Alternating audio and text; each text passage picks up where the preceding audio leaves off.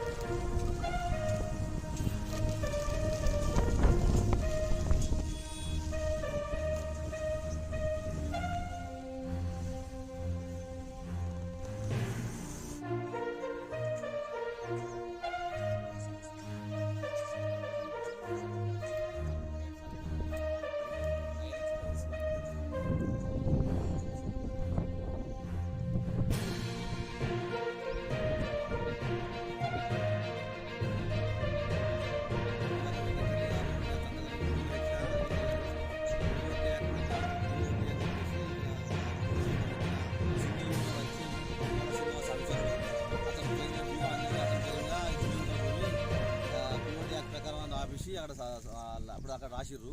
మేము దీని మీద కలెక్టర్ గారికి కూడా ఆర్డీఓ గారికి కంప్లైంట్ చేస్తున్నాం. ఈ పిఓటీ యాక్ట్ ప్రకారం ఎట్లా చెల్లించారు, అసలు పిఓటీ యాక్ట్ అంటే ఏంటిది, వీళ్ళకి ఎట్లా వస్తుంది? మరి బొమ్మకల్ సంబంధించిన పక్క పంటున్న 16 గుంటల భూమి ఆయనదే. అక్కడ ఆయనకు ఒక సింగిల్ ఉండొచ్చు, వైస్ చైర్మన్, ఒక పెద్ద బిల్డింగ్ ఉన్నది. వాళ్ళకి సంబంధించిన వాళ్ళ అన్నగారు గవర్నమెంట్ ఎంప్లాయీ ఉండే. బొమ్మకల్లో మంచి ల్యాండ్ పట్టదారు.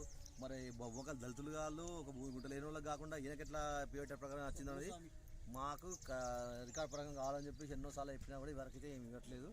దయచేసి వీళ్ళ మీద ఎన్ని రోజుల కింద అడిగారు మీరు? మేము ఒక 3 సంవత్సరాల కింద అడిగితే మాత్రం గవర్నమెంట్ ల్యాండే అని చెప్పేసి మాకు ఇచ్చిర్రు.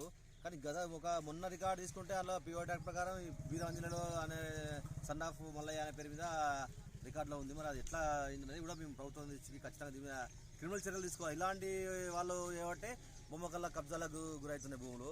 ఖచ్చితంగా బొమ్మకల్ సంబంధించిన పుర్మల్ల అనుసరించడానికి బాగా నిదర్శనాలు ఉన్నాయి. అతను నడిపే కారు నెంబర్ 5000 కూడా ఈ వీరాంజనేయుల పేరు మీద ఉంటుంది.